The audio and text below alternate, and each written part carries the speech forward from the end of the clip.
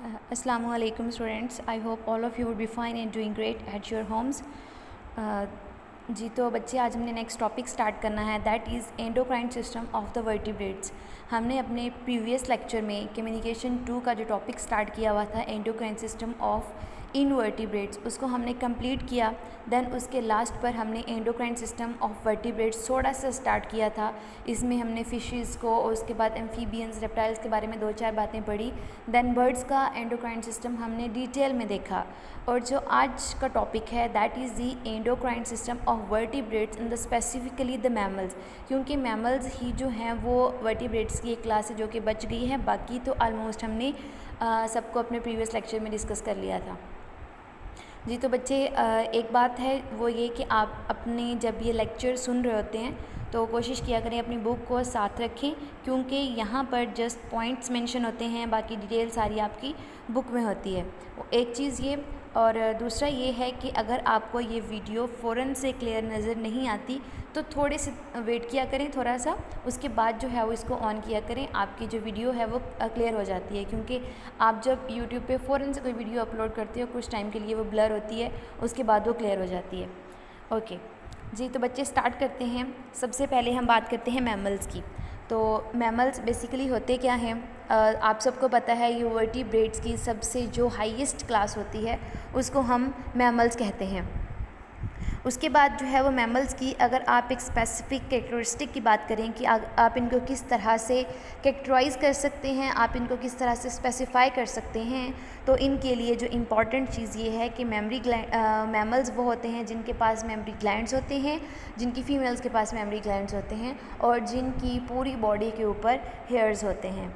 उसके बाद जितना हम मैमल्स के एंडोक्राइन सिस्टम के अलावा पूरी बॉडी की फंक्शनिंग जो होती है, पूरे सिस्टम जितने भी होते हैं, जितने हमें मैमल्स के पता हैं, उसके अलावा हमें किसी भी और क्लास के, किसी भी और वर्टिब्रेट की क्लास के नहीं पता।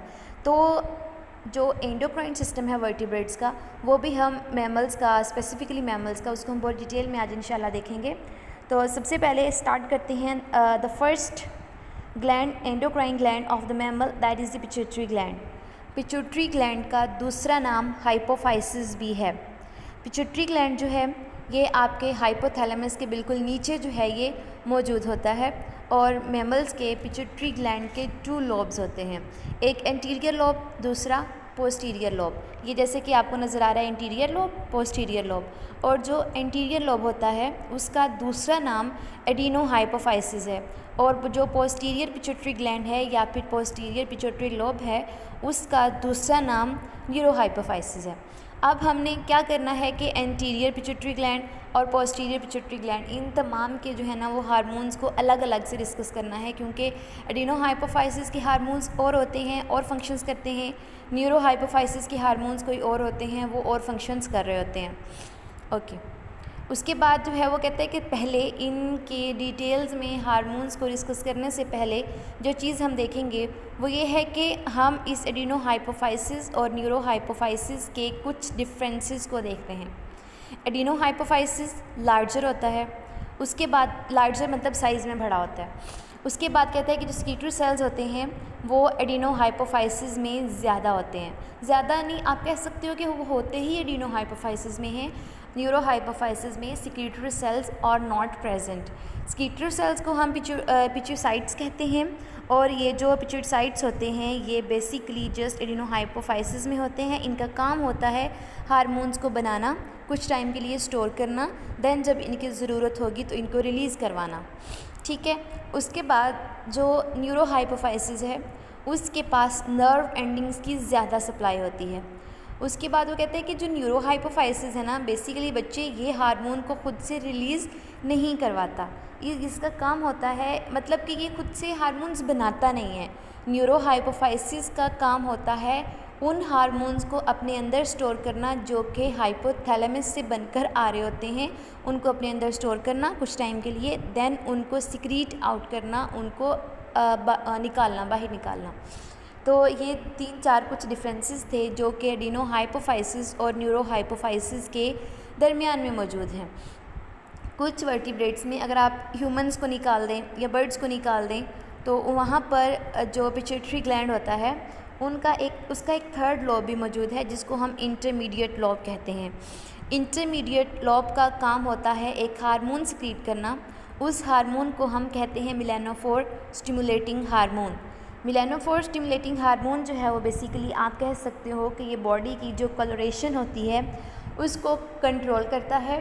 बॉडी की कलरेशन यानी कि अगर मेलानोफोर स्टिमुलेटिंग हार्मोन अगर ज़्यादा है तो बॉडी ज़्यादा डार्क होगी, अगर मेलानोफोर स्टिमुलेटिंग हार्मोन कम है तो इसकी बॉडी उस ऑर्गेनिज्म की बॉडी जो है वो लाइट इन कलर होगी यानी कि कम डार्क होगी। तो ये था इंटरमीडिएट लॉब का एक छोटा सा फंक्शन। उसके बाद जो है वो हम एडिनो हाइपोफाइसिस के फंक्शंस को थोड़ा डिटेल में देखते हैं कि एडिनो हाइपोफाइसिस को ना बेसिकली बच्चे मास्टर ग्लैंड भी कहा जाता है। Why it is called master gland? Because ये ऐसे बहुत सारे हार्मोन सिक्रीट कर रहा होता है, ये आपकी बॉडी में ये सबसे ज़्यादा हार्मोन सिक्रीट कर रहा होता है और ऐसे हार्मोन सिक्रीट करता है जो आपकी बॉडी में सबसे इम्पॉर्टेंट, सबसे जो है वैल्यूएबल फंक्शन रखते हैं। ओके, उसके बाद ये इसके यहाँ पर हार्मोन्स के नेम लिखे हुए हैं जिनको हम वन बाय वन जो है वो डिस्कस करते जाएंगे। सबसे पहले है बच्चे ग्रोथ हार्मोन। ग्रोथ हार्मोन इसका दूसरा नाम है सोमैटोट्रोफिन हार्मोन। तो सोमैटोट्रोफिन हार्मोन या ग्रोथ हार्मोन बेसिकली ये एक ऐसा हार्मोन है जिसका कोई भी टारगेट टिश्यू नहीं होता। इसको नॉन ट्रॉपिक हार्मोन भी कहते हैं। आपकी बुक में एक टर्म लिखी हुई है non tropic hormone, entropic hormone. Tropic hormones वो हार्मोन्स होते हैं जो बनते कहीं और पे हैं, इनका टारगेट कोई और होता है, ठीक है। जैसे फॉर एग्जांपल ये थायरोट्रॉफिन, एक मैंने थर्ड पर लिखा हुआ है, इट्स अ ट्रॉपिक हार्मोन। ये बनता है आपके पिट्यूटरी ग्लैंड में, जाकर ये अपना इफेक्ट शो कर रहा होता है ऑन द थायराइड ग्लैंड। तो इसका टारगेट थायराइड ग्लैंड है, ये एक ट्रॉपिक हार्मोन है। नॉन ट्रॉपिक हार्मोन वो हार्मोन होते हैं जिनका कोई स्पेसिफिक टारगेट नहीं होता, जो आपकी पूरी बॉडी के ऊपर ओवरऑल कोई ना कोई इन्फ्लुएंस जो है वो शो कर रहे होते हैं। Example is the growth hormone. Growth hormone जो है वो इसमें आप कह सकते हो ये सोमैटोट्रोफिन है, ये किसी भी टारगेट टिश्यू को पर्टिकुलरली इन्फ्लुएंस नहीं कर रहा होता, बल्कि ये आपकी पूरी बॉडी के ऊपर ओवरऑल एक इफ़ेक्ट शो करता है। ये आपकी बॉडी की ग्रोथ, डेवलपमेंट, वहाँ पर होने वाली सेल की divisions, each and everything is controlled by the growth hormone. तो अगर इसका लेवल ज़्यादा हो जाए तो भी बॉडी के लिए जो है ये चीज़ फेवरेबल नहीं होती, अगर इसका लेवल कम हो जाए तो भी ये चीज़ बॉडी के लिए फेवरेबल नहीं होती। उसके बाद next is the prolactin hormone. Prolactin एक हार्मोन है जो कि एडिनो हाइपोफाइसिस से रिलीज़ होता है। इसका रिप्रोडक्शन में बहुत इम्पॉर्टेंट रोल होता है। ये बहुत सारे मैमल्स में जो उनकी रिप्रोडक्टिव माइग्रेशंस होती हैं ये उनको कंट्रोल कर रहा होता है। और उसके बाद कहता है कि ये मेमरी ग्लैंड्स की डेवलपमेंट को इन्हेंस करता है। मेमरी ग्लैंड्स की डेवलपमेंट को इन्हेंस करता है, यानी कि ये जो भी ह्यूमन फीमेल्स या फिर जो वर्टिब्रेट्स की मैमल्स की जो फीमेल्स होती हैं जिनके पास मेमरी ग्लैंड्स होते हैं उनकी डेवलपमेंट को ये कंट्रोल करता है। Third one is thyrotropin. Thyrotropin जो है इसका दूसरा नाम थायराइड स्टिमुलेटिंग हार्मोन भी है। थायराइड स्टिमुलेटिंग हार्मोन बेसिकली ये वो हार्मोन है जो जाकर आपके थायराइड ग्लैंड के ऊपर अपना इफेक्ट शो करता है। देन थायराइड ग्लैंड एक्टिवेट हो जाता है और वो कुछ हार्मोन सिक्रीट करता है जिनको हम थायराइड ग्लैंड के टॉपिक में पढ़ेंगे। उसके बाद next is adrenocorticotropic hormone. Adrenocorticotropic hormone basically आपके एड्रीनल ग्लैंड को एक्टिवेट करता है, उसको एक्टिवेट करता है कि वो एक्टिवेट हो जाए और कुछ स्टेरॉइड हार्मोन्स बनाए। वो हार्मोन्स क्या हैं, क्या फंक्शन शो करते हैं, किस तरह से आपकी बॉडी के लिए जो है वो इसेंशियल हैं, वो हम उनको एड्रीनल ग्लैंड के टॉपिक में डिस्कस करेंगे। एंड उसके बाद the next one is gonadotrophin hormone. Here is the gonadotrophin hormone.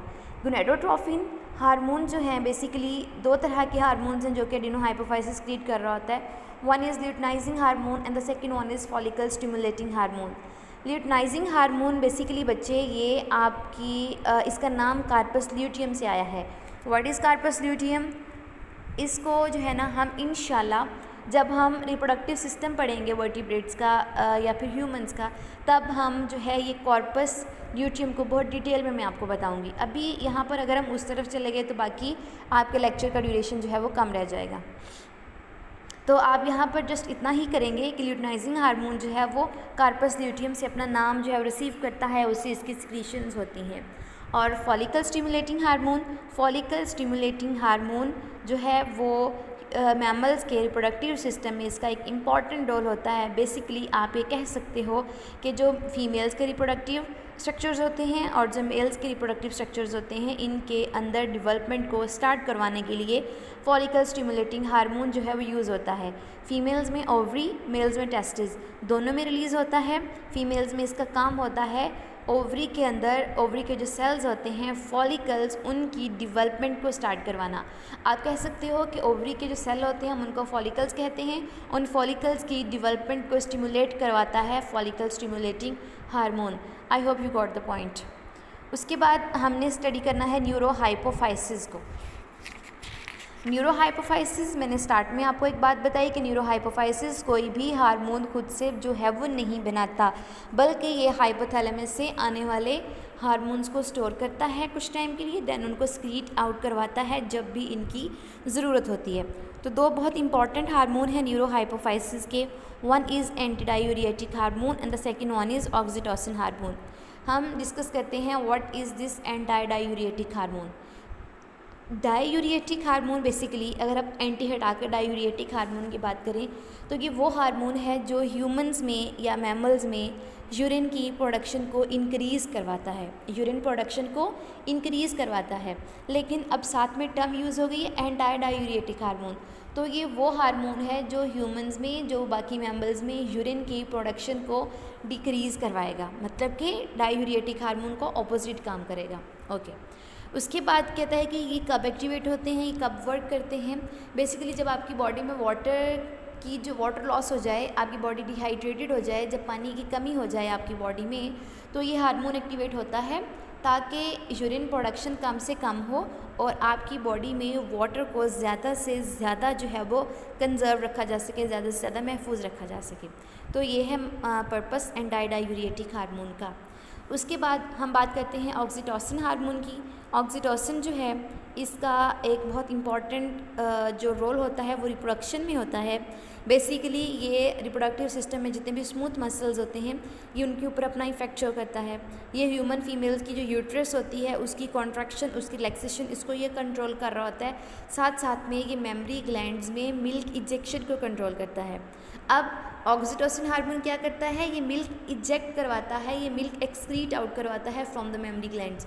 और अगर आप एडिनोहाइपोफाइसिस के प्रोलैक्टिन की बात करें तो इसका काम होता है क्या करना, इसका काम होता है मिल्क को प्रोड्यूस करवाना। दोनों के काम मिलते जुलते हैं लेकिन फिर भी डिफरेंट हैं।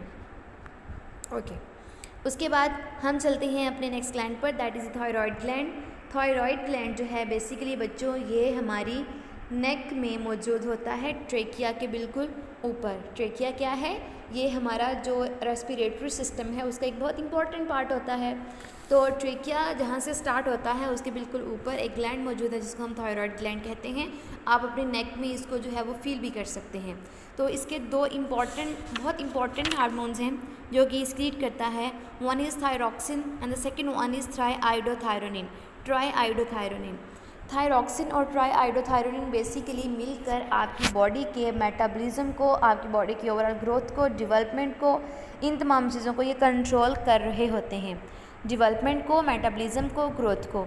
हाउ, इसमें हमने अपने लास्ट लेक्चर में मैंने आपको एक लास्टिंग हार्मोन्स वाला जो स्टार्टिंग लेक्चर था, इंट्रोडक्टरी लेक्चर था, उसमें जब आपने फीडबैक की बात की थी तो हमने कहा था कि थायरॉक्सिन रिलीज़ होता है थायराइड ग्लैंड से जो कि बॉडी के मेटाबॉलिज्म को बूस्ट अप करता है। बेसिकली बच्चे आपने एक टर्म सुनी होगी नॉन शिवरिंग थर्मोजेनेसिस। शिवरिंग में होता है कि आपके मसल्स में शिवरिंग होती है जिसकी वजह से आपकी बॉडी में हीट प्रोडक्शन ज़्यादा हो जाती है। नॉन शिवरिंग थर्मोजेनेसिस में थायरॉक्सिन जो होता है वो आपके थायराइड ग्लैंड से रिलीज़ होता है और ये आपके बॉडी के मेटाबॉलिज्म को इंक्रीज़ करवाता है और एज अ रिज़ल्ट आपकी बॉडी में जो हीट प्रोडक्शन है वो स्टार्ट हो जाती है। ओके, उसके बाद थर्ड इम्पॉर्टेंट हार्मोन जो कि थायराइड ग्लैंड एक्सक्रीट करता है दैट इज़ कैल्सिटोनिन। बहुत इंपॉर्टेंट हार्मोन है ये। बेसिकली मैंने एक बात आपको क्लास में भी बताई थी, आपकी फ़िज़िकल क्लास में और शायद कभी ऑनलाइन क्लास में भी डिस्कस किया था कि जब भी आपकी बॉडी में कैल्शियम जो है वो ज़्यादा हो जाए, ज़रूरत से ज़्यादा कैल्शियम इंटेक हो जाए तो कैल्सिटोनिन हार्मोन फ़ौरन से रिलीज़ होता है। इसका काम होता है एक्स्ट्रा जो कैल्शियम होता है उसको उठाकर आपकी बोन्स के अंदर डिपॉज़िट करवा देना। तो एक्स्ट्रा कैल्शियम को एक अच्छे यूज़ के लिए उसको जो है वो यूज़ करने के लिए, एक अच्छी यूज़ में लाने के लिए कैल्सिटोनिन सिक्रीट होता है। इसका काम होता है जो भी एक्स्ट्रा कैल्शियम होता है उसको आपकी बॉडी से उठाना और उसको लाकर आपकी बोन्स के अंदर स्टोर कर देना, ताकि कभी भी इमरजेंसी की सिचुएशंस में या फिर जब आपको कैल्शियम इंटेक आपकी कम हो जाए तब आप उसको यूज़ कर सकते हैं। तो जब कैल्शियम एक अपने नॉर्मल लेवल पर आ जाता है, होम्योस्टेटिक लेवल पर आ जाता है, तब कैल्सिटोनिन की सिक्रीशन कम हो जाती हैं, बंद हो जाती हैं। बेसिकली बच्चे जितने भी हार्मोन्स होते हैं आपको पता है कि ये सारे के सारे फीडबैक मैकेनिज़्म के ऊपर काम कर रहे होते हैं, नेगेटिव फीडबैक के ऊपर। Parathyroid gland, next is parathyroid gland. Basically बच्चे ये थायरॉयड ग्लैंड के बिल्कुल जो है ना वो साथ उसके नीचे एम्बेडेड हुआ होता है, पी साइज़ लाइक बहुत ही छोटा सा ग्लैंड है। एक इसका इंपॉर्टेंट हार्मोन है जो कि ये सिक्रीट कर रहा होता है, उसको कहते हैं पैराथॉर्मोन। पैराथॉर्मोन बेसिकली ये भी जो है वो आपकी बॉडी में कैल्शियम और फॉस्फेट आयंस की कॉन्सेंट्रेशन को ही रेगुलेट करने में यूज़ होता है। हाउ, जैसे कैल्सिटोनिन तब रिलीज़ होता है जब आपकी बॉडी में कैल्शियम का लेवल ज़्यादा हो जाए, और पैराथायरॉयड हार्मोन तब सिक्रीट होता है जब आपकी बॉडी में मेटाबॉलिज्म के लिए, आपकी डाइट में, आपके फूड इंटेक में कैल्शियम का लेवल कम हो जाए। तो जब कैल्शियम का लेवल कम हो जाता है, फ़ौरन से जो एक्स्ट्रा कैल्शियम आपने अपनी बोन्स के अंदर स्टोर किया हुआ था, ये उस एक्स्ट्रा कैल्शियम को निकाल कर आपको देता है, ताकि आप जो है वो ज़्यादा से ज़्यादा कैल्शियम जो भी जहाँ पर यूज़ करना होता है उसको कर सकें। साथ साथ में ये आपकी स्मॉल इंटेस्टाइन को कहता है कि अब जो है वो कैल्शियम की जो एब्जॉर्प्शन है आपके फूड में उसको ज़्यादा करो। मतलब कि ये स्मॉल इंटेस्टाइन को ये इंस्ट्रक्शन देता है कि कैल्शियम का कोई एक भी ऑइन जो है वो वेस्ट नहीं होना चाहिए, बल्कि सारे के सारे को एब्जॉर्ब कर लो।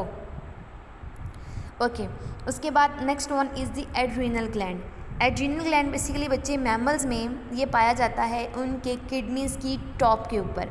मैं आपको लास्ट पर एक पिक्चर दिखाऊंगी जिसमें आपको इन तमाम ग्लैंड्स की जो पोजीशन है, इनकी जो लोकेशन है वो क्लियर हो जाएगी। तो एड्रीनल ग्लैंड जो है बेसिकली किडनीज़ की टॉप के ऊपर पाया जाता है। ये जो है ना इसकी बेसिकली आप कह सकते हो कि इसके भी 2 लॉब्स होते हैं, या फिर कह सकते हैं 2 सेपरेट ग्लैंडुलर टिश्यूज़ होते हैं।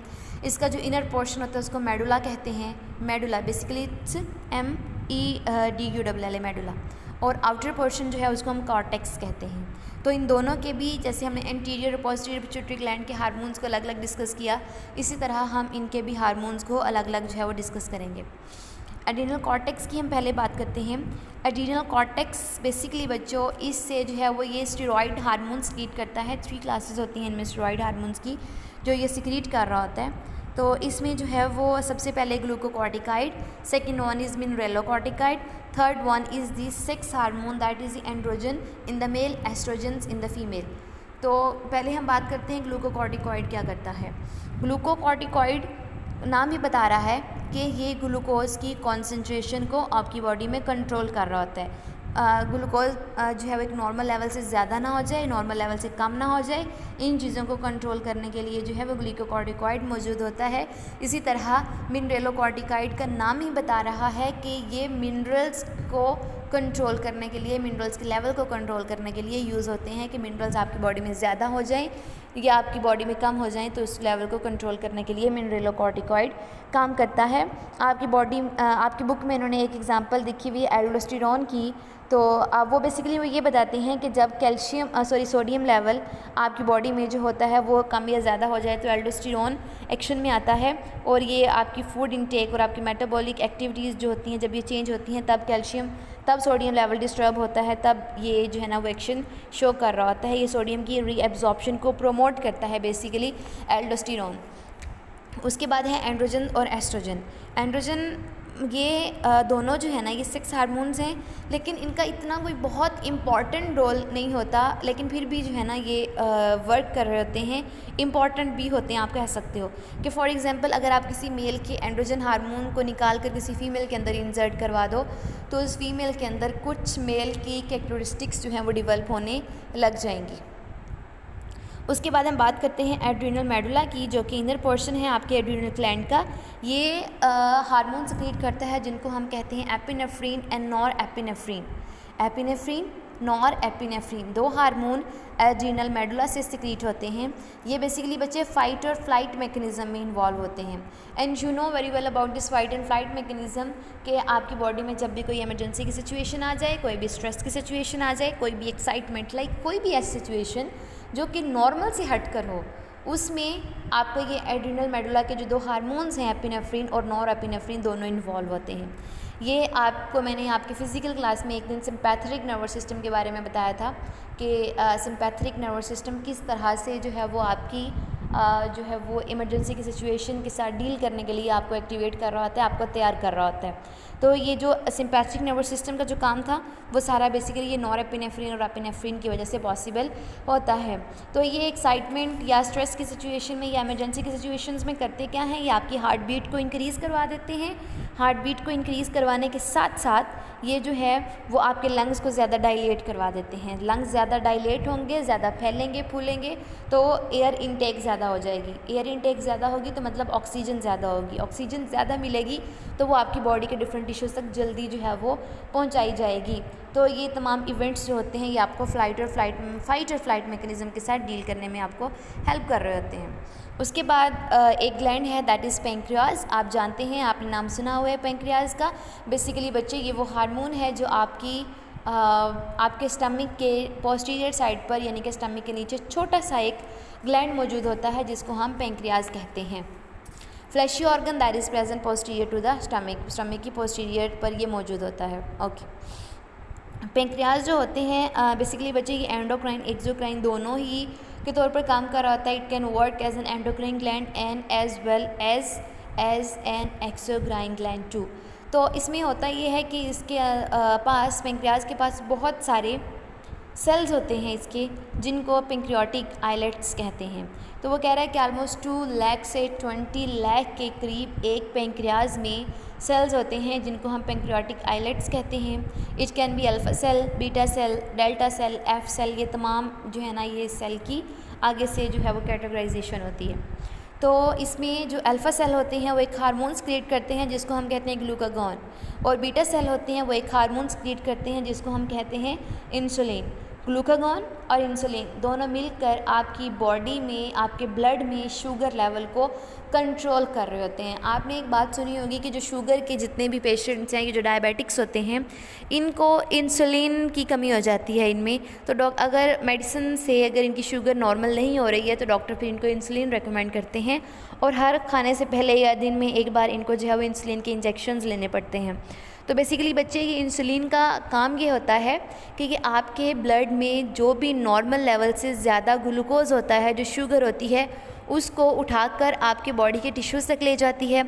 हर टिश्यू को उठा के बोलेगी ये लो ग्लूकोज ले लो, ग्लूकोज ले लो, शुगर ले लो, शुगर को डिस्ट्रीब्यूट करती है।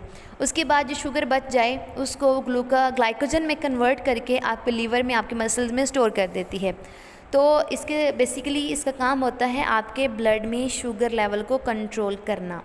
लेकिन जब आपके ब्लड में क्या होगा कि ये इंसुलिन कम हो जाएगी, इंसुलिन बनना बंद हो जाएगी, तो एज अ रिज़ल्ट मतलब जब पेंक्रियाज सेल जो होते हैं ना ये वर्क करना बंद कर दें तब इंसुलिन का लेवल जो होता है वो कम हो जाता है या बनना बंद हो जाती है, और एज अ रिज़ल्ट आपके ब्लड में शुगर लेवल बढ़ने लग जाता है, और इसको हम डायबिटीज़ मेलाइटिस कहते हैं, और इन पेशेंट्स को हम डायबिटिक्स कहते हैं। ग्लूकागॉन का जो काम होता है वो इंसुलिन के बिल्कुल ऑपोजिट होता है।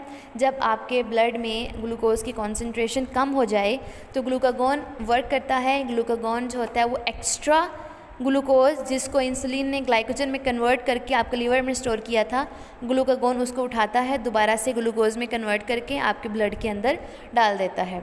तो ये बहुत इंपॉर्टेंट फंक्शन है जो कि पेंक्रियाज कैरी आउट कर रहा होता है। Last one is gonads. Gonads जो हैं ये मेल फीमेल दोनों में अलग अलग पाए जाते हैं। मेल में टेस्टिस होते हैं और फीमेल में ये ओवरीज होते हैं।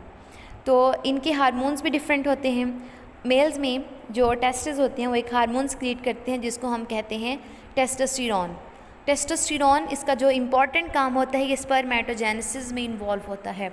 स्पर्मेटोजेनेसिस क्या है? ये एक ऐसा प्रोसेस है जिसमें मेल्स के अंदर स्पर्म्स की प्रोडक्शन हो रही होती है। Sperm stands for sperm, genesis stand for generate होना। स्पर्म्स का जनरेट होने का जो प्रोसेस होता है उसको हम स्पर्मेटोजेनेसिस कहते हैं।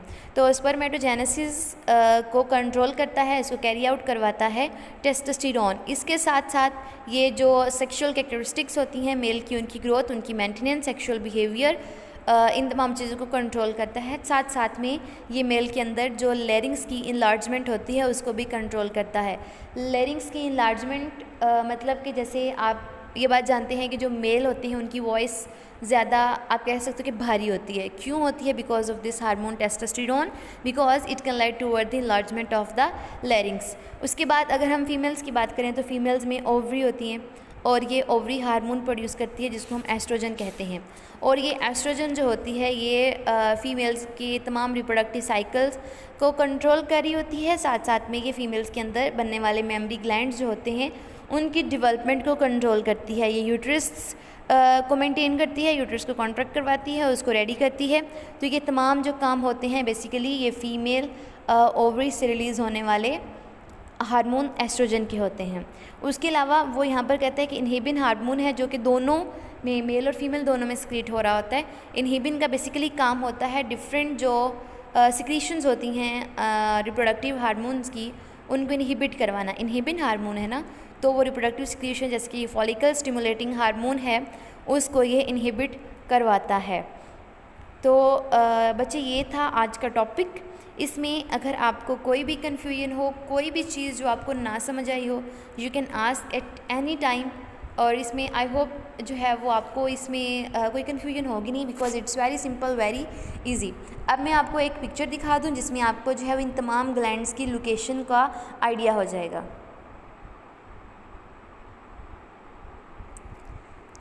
यू कैन सी ये ह्यूमंस की किडनी है और ये किडनीज़ की टॉप के ऊपर जो है वो एक ग्लैंड मौजूद है जिसको हम एड्रीनल ग्लैंड कहते हैं। ये लेफ़्ट किडनी राइट किडनी दोनों के ऊपर मौजूद होता है। उसके बाद ये है थायराइड ग्लैंड। ये जो विंड पाइप आपको नीचे नज़र आ रहा है इसको हम ट्रेकिया कहते हैं और इसके ऊपर जो है वो आपको ये जो ग्लैंड नज़र आ रहा है that is the thyroid gland. Basically अगर आप इसको देखें ना तो ये साइड्स पर जो दिखा रहे हैं नॉर्मल थायराइड ग्लैंड, लेकिन अब ये थोड़ा स्वेल हो गया है तो ये ग्वाइटर की फॉर्म में इसको दिखा रहे हैं। ग्वाइटर एक जो है ना एक डिजीज़ होती है, बेसिकली ये भी ह्यूमंस में पाई जाती है। करना नहीं है आपने, वैसे ही मैं आपको बता रही हूँ। तो ये नॉर्मल थायराइड और ये इनलार्ज थायराइड यानी कि ग्वाइटर की फॉर्म में आपको नज़र आ रहा है। उसके बाद ये आप देख सकते हैं डाइजेस्टिव सिस्टम। इसमें ये स्टमक और स्टमक के बिल्कुल नीचे येल्विश फॉर्म में जो आपको नज़र आ रहा है दैट इज़ दी पेंक्रियाज। ये है आपका ग्लैंड जिसको हम पेंक्रियाज कहते हैं, जो कि बहुत इंपॉर्टेंट हार्मोन क्रिएट कर रहा होता है।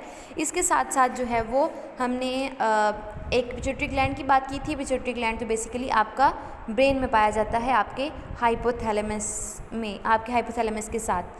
So बच्चे that was all. Thank you so much for your attention. If you have any confusion then you can ask at any time.